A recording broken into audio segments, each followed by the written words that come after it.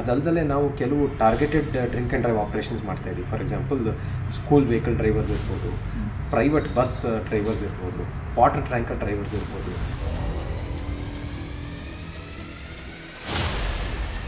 ಈ ಬೆಳಗಿನ ಜಾವ 7ರಿಂದ 9 ಗಂಟೆ ನಾವು ಈ ಸ್ಕೂಲ್ ವಾಹನಗಳ ಚಾಲಕರ ಮೇಲೆ ಡ್ರಿಂಕ್ ಆ್ಯಂಡ್ ಡ್ರೈವ್ ಟೆಸ್ಟ್ ಮಾಡ್ತಾಯಿದ್ದೀವಿ. ಚಾಲಕರ ಮೇಲೆ ಕ್ರಮ ತೊಗೊಳ್ತಾ ಇದ್ವಿ. ಇನ್ನು ಮುಂದೆ ವಾರಸುದಾರರು ಯಾರು ವಾಹನದ ಮಾಲೀಕರು ಇರ್ತಾರೆ ಅವ್ರ ಮೇಲೂ ನಾವು ಕ್ರಮ ತೊಗೊಳೋದಕ್ಕೆ ಈಗ ಶುರು ಮಾಡಿದ್ವಿ.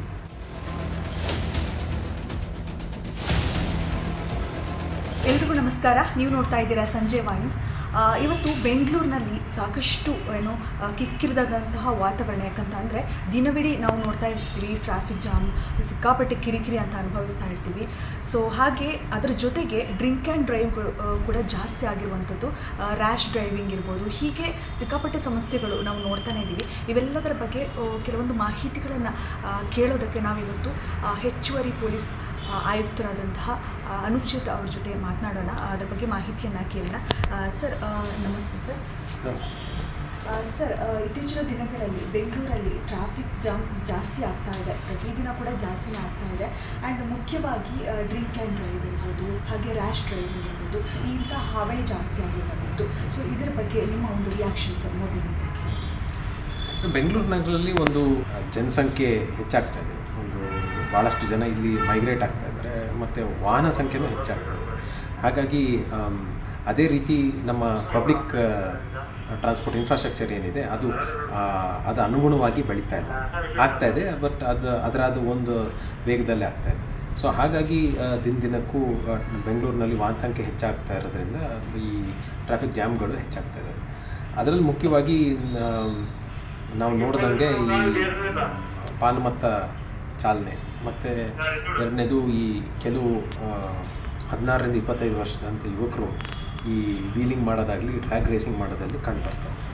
ಓಕೆ ಸರ್, ಇನ್ನು ಡ್ರಿಂಕ್ ಆ್ಯಂಡ್ ಡ್ರೈವ್ ವಿಚಾರಕ್ಕೆ ಬಂದಾಗ ಏನೆಲ್ಲ ಕ್ರಮಗಳನ್ನು ನೀವು ಕೈಗೊಂಡಿದ್ದೀರಾ ಸರ್ ಇತ್ತೀಚಿನ ದಿನಗಳಲ್ಲಿ ಅನ್ನುವಂಥದ್ದು ಅದರ ಬಗ್ಗೆ?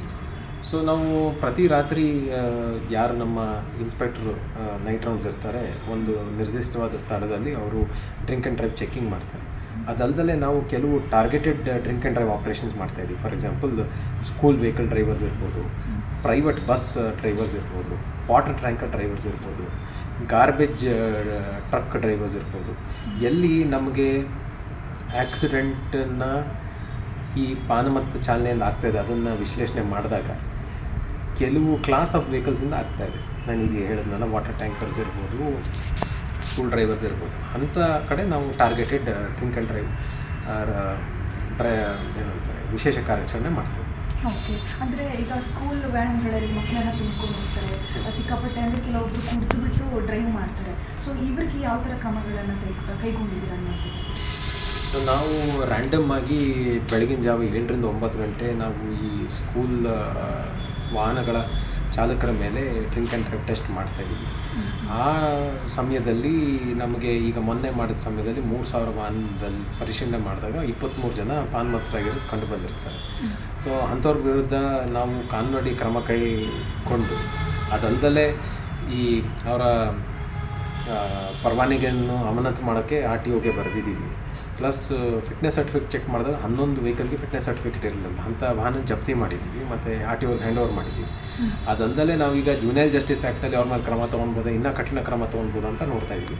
ಪ್ಲಸ್ ಯಾರು ವಾಹನ ಮಾಲೀಕರು ಇರ್ತಾರೆ, ಶಾಲೆ ಇರ್ಬೋದು ಅಥವಾ ಖಾಸಗಿ ಇರ್ಬೋದು, ಅವ್ರಿಗೂ ಕೂಡ ನಾವು ನೋಟಿಸನ್ನು ನೀಡಿದ್ದೀವಿ.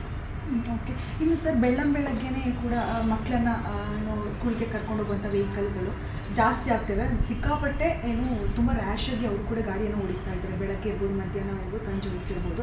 ಆ ಟೈಮಲ್ಲಿ CC ಕ್ಯಾಮ್ರಾ ಫುಟೇಜನ್ನು ನೀವು ತರಿಸ್ಕೊತೀರಾ ಆ ಥರ ಇದ್ದಾಗ, ಅಥವಾ ಏನಾದರೂ ಆ ಥರ ಕ್ರಮಗಳನ್ನೇನು ತೊಗೊತೀರಾ ಅನ್ನುವಂಥದ್ದು, ನೋಟಿಸ್ ನೀಡ್ತೀರಾ ಅಥವಾ ಆ ಥರ ಶಾಲೆಗಳಿಗೆ ಅಥವಾ ವ್ಯಾನ್ ಮಾಲೀಕರಿಗೆ? ಇಲ್ಲ, ಈ ನಾವು ರ್ಯಾಶ್ ಆ್ಯಂಡ್ ನೆಗ್ಲಿಜೆಂಟ್ ಕೇಸ್ ಅಂತೂ ನಾವು ಈ ನಮ್ಮ CCTV ಕ್ಯಾಮ್ರಾ ಮುಖಾಂತರ ನಾವು ನೋಡ್ತಾ ಇರ್ತೀವಿ ಮತ್ತು ಕಂಪ್ಲೇಂಟ್ ಬಂದಾಗ ಅವ್ರ ಮೇಲೆ ಆ್ಯಕ್ಟ್ ಮಾಡ್ತೀವಿ. ಈಗ ನಾವೇನು ಮಾಡ್ತೀವಿ, ಬರೀ ಚಾಲಕರ ಮೇಲೆ ಕ್ರಮ ತೊಗೊಳ್ತಾ ಇದ್ವಿ. ಇನ್ನು ಮುಂದೆ ವಾರಸುದಾರರು ಯಾರು ವಾಹನದ ಮಾಲೀಕರು ಇರ್ತಾರೆ ಅವ್ರ ಮೇಲೂ ನಾವು ಕ್ರಮ ತೊಗೊಳೋದಕ್ಕೆ ಈಗ ಶುರು ಮಾಡಿದ್ವಿ. ಓಕೆ ಸರ್, ಇನ್ನು ಯುವಕರ ಬಗ್ಗೆ ಮಾತನಾಡೋದಾದರೆ ವೀಲಿಂಗ್ ಜಾಸ್ತಿ ಆಗ್ತಾ ಇದೆ. ವೀಲಿಂಗ್ ಕೆಲವೊಂದು ಬೆಂಗಳೂರಲ್ಲಿ ಪ್ರದೇಶಗಳಲ್ಲಿ ವೀಲಿಂಗ್ ಹಾವಳಿ ಜಾಸ್ತಿ ಆಗ್ತಾ ಇರುತ್ತೆ. ಅದಕ್ಕೆ ಯಾವ ಥರ ಕ್ರಮಗಳನ್ನು ಮುಂದೆ ಈ ವರ್ಷನೇ ಸುಮಾರು 230 ವೀಲಿಂಗ್ ಪ್ರಕರಣಗಳನ್ನು ನಾವು ದಾಖಲೆ ಮಾಡಿದ್ದೀವಿ. ನಾನು ಹೇಳ್ದಂಗೆ ಟಾರ್ಗೆಟೆಡ್ ಆಗಿ ವಿಶೇಷ ಕಾರ್ಯಾಚರಣೆಯನ್ನು ವೀಲಿಂಗ್ ಮೇಲೆ ಮಾಡ್ತೀವಿ. ತಾವು ಹೇಳ್ದಂಗೆ ಕೆಲವು ಬೆಂಗಳೂರಿನಲ್ಲಿ ಕೆಲವು ಪ್ರದೇಶಗಳಿದ್ದಾವೆ ಎಲ್ಲಿ ಅತಿ ವೇಗದಲ್ಲಿ ಓಡಿಸ್ಬೋದು. ನಮ್ಮ ಔಟರ್ ರಿಂಗ್ ರೋಡ್ ಇರ್ಬೋದು, ಇಂಟರ್ನ್ಯಾಷನಲ್ ಏರ್ಪೋರ್ಟ್ ಕಾರಿಡಾರ್ ಇರ್ಬೋದು, ಹೊಸೂರು ರಸ್ತೆ ಇರ್ಬೋದು, ಬನ್ನಾರ್ಘಟ್ಟ ರಸ್ತೆ ಇರ್ಬೋದು, ನೈಸ್ ರೋಡ್ ಇರ್ಬೋದು, ಅಂಥ ಕಡೆ ಅತಿ ವೇಗದಲ್ಲಿ ಹೋಗೋಂಥ ಪ್ರದೇಶಗಳಲ್ಲಿ ಡ್ರ್ಯಾಗ್ ರೇಸಿಂಗ್ ಮತ್ತು ವೀಲಿಂಗ್ ಮಾಡ್ತಾಯಿದ್ರು. ನಾವು ಈ ಗ್ಯಾಂಗ್ಗಳನ್ನು ಐಡೆಂಟಿಫೈ ಮಾಡಿ ಈಗ ಗ್ಯಾಂಗ್ಗಳನ್ನು ನಾವು ಅವ್ರ ಮೇಲೆ ಕಾನೂನು ಪ್ರಕರಣಗಳನ್ನು ದಾಖಲಿಸಿ ಅವ್ರನ್ನ ಅರೆಸ್ಟ್ ಕೂಡ ಮಾಡಿದ್ದೀವಿ. ಅವ್ರ ಮೇಲೆ ನಿಗಾನೂ ಇಡ್ತಾ ಇದ್ದೀವಿ. ಹಾಗಾಗಿ ಒಂದು ರೀತಿಯಲ್ಲಿ ಒಂದು ಕಡೆ ನಾವು ಕಾನೂನು ರೀತಿಯ ಕ್ರಮ ತೊಗೊಳ್ತಾ ಇದ್ದರೆ, ಇನ್ನೊಂದು ಕಡೆ ಕಾಲೇಜ್ಗಳಿಗೆ ಹೋಗಿ ಅವ್ರಿಗೆ ನಾವು ಸ್ವಲ್ಪ ಮಾಹಿತಿಯನ್ನು ನೀಡ್ತಾ ಇದ್ದೀವಿ, ಅರಿವನ್ನು ಮೂಡಿಸ್ತಾ ಇದ್ದೀವಿ. ದಟ್ ಈ ರೀತಿ ಮಾಡೋದ್ರಿಂದ ತಮ್ಮ ಪ್ರಾಣಕ್ಕೆ ಅಪಾಯ, ಮತ್ತು ಒಂದು ಎಲ್ಲ ವಯಸ್ಸು 16ರಿಂದ 25 ವರ್ಷ ಇದೆ, ಇನ್ನು ಭಾಳ ಫ್ಯೂಚರ್ ಇರೋಂಥ ಮಕ್ಕಳು ಇವರು. ಸೊ ಅದರಿಂದ ಇವರು ಅಂಥ ಈ ಕಾನೂನು ಬಾಹಿರ ಚಟಗಳಿಗೆ ತೊಡಗಿ ಅವರ ಪ್ರಾಣಕ್ಕೆ ಹಾನಿ ಉಂಟು ಮಾಡ್ಕೋಬಾರ್ದು ಅಂತ ಅವ್ರಿಗೆ ಅರಿವು ಮೂಡೋ ಕಾರ್ಯಕ್ರಮವನ್ನು ಮಾಡ್ತಾಯಿದ್ವಿ. ಓಕೆ, ಇನ್ನು ಸರ್ ಸ್ಕೂಲ್ಗಳಲ್ಲಿ ಅಥವಾ ಶಾಲಾ ಮಂಡಳಿಗೆ ಏನಾದರೂ ಗೈಡ್ಲೈನ್ಸ್ ಏನಾದರೂ ಕೊಡ್ತಾ ಇದ್ದೀರಾ, ಅಥವಾ ಕಾಲೇಜ್ಗೆ ಏನಾದರೂ ಗೈಡ್ಲೈನ್ಸ್ ಕೊಡ್ತಾ ಇದ್ದೀರಾ ಅನ್ನೋಂಥದ್ದು ಸರ್? ಇಲ್ಲ, ಕಾಲೇಜ್ಗೆ ಗೈಡ್ಲೈನ್ಸ್ ಅಂತ ಏನು ಮಾಡಿಲ್ಲ. ಬಟ್ ನಾವು ಒಂದು ಪಠ್ಯಕ್ರಮವನ್ನು, ಒಂದು ಮಾದರಿ ಪಠ್ಯಕ್ರಮ 1ನೇ ತರಗತಿಯಿಂದ 10ನೇ ತರಗತಿವರೆಗೆ ಮಕ್ಕಳಿಗೆ ಒಂದು ತಯಾರಿಸಿದ್ದೀವಿ. ಕಮಿಷನರ್ ಪ್ರೈಮರಿ ಎಜುಕೇಷನ್ವರೆಗೂ ಕೊಟ್ಟಿದ್ದೀವಿ. ಮುಂದಿನ ಪಠ್ಯಕ್ರಮದಲ್ಲಿ ಅದನ್ನು ಅಳವಡಿಸ್ಕೊಳ್ಳಿ. ಶಾಲಾ ವಯಸ್ಸಿನಿಂದಲೇ ಮಕ್ಕಳಿಗೆ ಈ ಟ್ರಾಫಿಕ್ ಬಗ್ಗೆ ಮತ್ತು ರೋಡ್ ಸೇಫ್ಟಿ ಬಗ್ಗೆ ಮಾಹಿತಿಯನ್ನು ಕೊಟ್ಟರೆ ಅವರು ದೊಡ್ಡವರಾದಾಗ ಉತ್ತಮ ಕಾನೂನು ಶಿಸ್ತು ಪಾಲನೆ ಮಾಡ್ತಾರೆ ಅಂತ ನಮ್ಮ ಭಾವನೆ ಮತ್ತು ಅಪೇಕ್ಷೆ. ಸೊ ಹಾಗಾಗಿ ಅದನ್ನು ಪಠ್ಯಕ್ರಮ ಮಾಡಿಕೊಟ್ಟಿದ್ದೀವಿ. ಮುಂದಿನ ದಿನಗಳಲ್ಲಿ ಪ್ರತಿಯೊಂದು ಶಾಲಾ ಮಕ್ಕಳಿಗೂ ಅದು ಒಂದು ತರಬೇತಿಯನ್ನು ಅದರಲ್ಲಿ ನೀಡಲಾಗ್ತದೆ. ಓಕೆ, ಇನ್ನು ಸರ್ ಇತ್ತೀಚಿನ ದಿನಗಳಲ್ಲಿ ಮಳೆ ಜಾಸ್ತಿ ಕಂಡು ಬರ್ತಾ ಇದೆ. ಸೊ ಅನಾಹುತಗಳಿಗೆ ಕಾರಣ ಆಗ್ತಾ ಇದೆ ಬೆಂಗಳೂರು. ಸಾಕಷ್ಟು ಆಕ್ಸಿಡೆಂಟ್ ಇರ್ಬೋದು, ಈ ಥರ ಮರ ಬೀಳೋದಿರ್ಬೋದು, ಆ ಥರ ಸಮಸ್ಯೆಗಳು. ಸೊ ಈ ಟೈಮಲ್ಲಿ ಟ್ರಾಫಿಕ್ ಏನು ನಿಯಮವನ್ನು ಯಾವ ರೀತಿಯಾಗಿ ಬೇರೆ ಏನಾದರೂ ನಿಯಮವನ್ನು ತಗೊಂಡಿದ್ದೀರಾ ಅನ್ನುವಂಥದ್ದು ಈ ಟೈಮಲ್ಲಿ ಮಳೆಗಾಲದ ಟೈಮಲ್ಲಿ ನಮಗೆ ಹೆಚ್ಚಾಗಿ ನಾವು ಕಂಡು ಬರೋದು ಒಂದು ವಾಹನಗಳ ವೇಗ ಕಡಿಮೆ ಆಗುತ್ತೆ. ಅದು ನ್ಯಾಚುರಲ್, ಸಹಜವಾಗಿ ಯಾರೇ ಓಡಿಸ್ಬೇಕಾದ್ರೆ ಮಳೆ ಬಂದರೆ ವಾಹನದ ವೇಗ ಕಡಿಮೆ ಮಾಡ್ತಾರೆ. ಎರಡನೇದು, ಬೆಂಗಳೂರಲ್ಲಿ 2 ವೀಲರ್ ಜಾಸ್ತಿ ಇರೋದ್ರಿಂದ ಈ 2 ವೀಲರ್ಗಳು ಅಂಡರ್ ಪಾಸು ಇತ್ಯಾದಿ ಕಡೆ ನಿಲ್ಲಿಸ್ಬಿಡ್ತಾರೆ. ಅದು ಅವ್ರಿಗೂ ಅಪಾಯಕಾರಿ ಮತ್ತು ಟ್ರಾಫಿಕ್ಕು ಮೂವ್ ಆಗೋದಿಲ್ಲ. ಸೊ ಯಾರು ವಾಹನ ಚಾಲನೆ ಮಾಡ್ತಾರೆ ಒಂದು ರೈನ್ ಕೋಟ್ ಇಟ್ಕೊಂಡ್ರೆ ಉತ್ತಮ.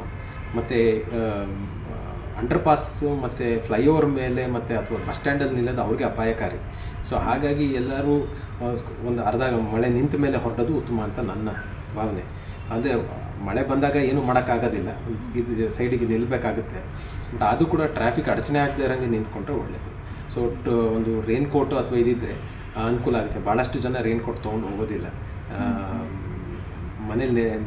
ಮಳೇಲಿ ನೆಂದು ಬಿಡ್ತೀವಿ ಅಂತ ಹೇಳ್ಬಿಟ್ಟು ಸೈಡಿಗೆ ನಿಲ್ಲಿಸ್ತಾರೆ. ಬಟ್ ಕೆಲವು ಸರಿ ಅದು ಆಕ್ಸಿಡೆಂಟ್ಗೂ ಆಗಿದ್ದಾವೆ, ಮತ್ತು ಟ್ರಾಫಿಕ್ ಅಂತೂ ಮೂವ್ ಆಗೋದಿಲ್ಲ ಆ ಸಮಯದಲ್ಲಿ. ಓಕೆ ಸರ್, ಕೊನೆಯದಾಗಿ ಮುಂದೆ ಯಾವ ರೀತಿಯಾಗಿ ಒಂದು ಟ್ರಾಫಿಕ್ ರೂಲನ್ನು ತೊಗೊಂಬರುವಂಥ ಒಂದು ಯೋಜನೆಯಲ್ಲಿ ಇದೆ ಅನ್ನುವಂಥದ್ದು ಇದೀರಾ ಅನ್ನುವಂಥದ್ದು? ಸೊ ಮುಂದಿನ ದಿನಗಳಲ್ಲಿ ನಾವು ಅಡ್ಯಾಪ್ಟಿವ್ ಟ್ರಾಫಿಕ್ ಸಿಗ್ನಲ್ಸನ್ನು ಅಳವಡಿಸ್ತಾ ಇದ್ದೀವಿ. ಸುಮಾರು 165 ಸಿಗ್ನಲ್ಗಳನ್ನು ಅಡ್ಯಾಪ್ಟಿವ್ ಟ್ರಾಫಿಕ್ ಸಿಗ್ನಲ್ ಮಾಡ್ತಾ ಇದ್ದೀವಿ. ಅದಲ್ಲದೆ ITMS ಸಿಸ್ಟಮ್ ಏನು 50 ಜಂಕ್ಷನಲ್ಲಿದೆ, ಆಟೋಮ್ಯಾಟಿಕ್ಕಾಗಿ ವೈಲೇಷನ್ ಕ್ಯಾಪ್ಚರ್ ಆಗೋದು, ಅದನ್ನು ಇನ್ನು 200 ಜಂಕ್ಷನ್ ಅಂದರೆ ಒಟ್ಟು 250 ಜಂಕ್ಷನಲ್ಲಿ ಅಳವಡಿಸ್ತಾ ಇದ್ದೀವಿ ಈ ವರ್ಷದಲ್ಲಿ. ಓಕೆ, ಧನ್ಯವಾದಗಳು ಸರ್. ಸಂಜೆವಾಣಿ ಜೊತೆ ಮಾತನಾಡಿರೋದು. Thank you. ಎಸ್, ನೋಡಿದ್ರಲ್ಲ ವೀಕ್ಷಕರೇ, ಟ್ರಾಫಿಕ್ ರೂಲ್ಸ್ ಬಗ್ಗೆ ಸಾಕಷ್ಟು ಮಾಹಿತಿಗಳನ್ನು ಸರ್ ಹೇಳಿರುವಂಥದ್ದು.